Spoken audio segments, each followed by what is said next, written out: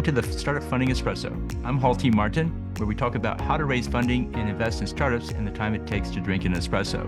If you have a question about startup funding or investing, please go to the website, startupfundingespresso.com, and type in your question into the chat bot in the lower right corner to receive an answer. I hope you enjoy this episode.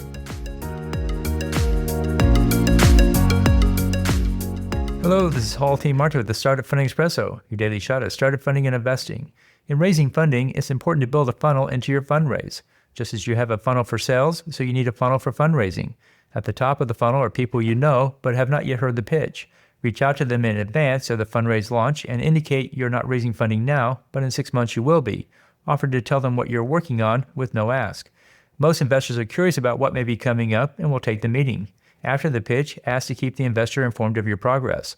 Every month, send a short bulleted list of results about your business via email. After 6 months, you will have a list of investors who have heard the pitch and been on the journey with you. This builds your investor funnel for when you do launch the fundraise. It takes 7 touches to close a sale, so it takes 7 touches to close an investor. By starting the process before you launch the formal campaign, you take care of those interactions.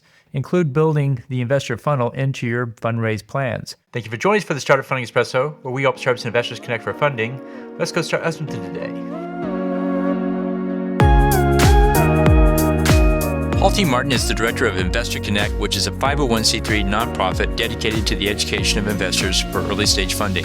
All opinions expressed by Hall and podcast guests are solely their own opinions and do not reflect the opinion of Investor Connect. This podcast is for informational purposes only and should not be relied upon as a basis for investment decisions.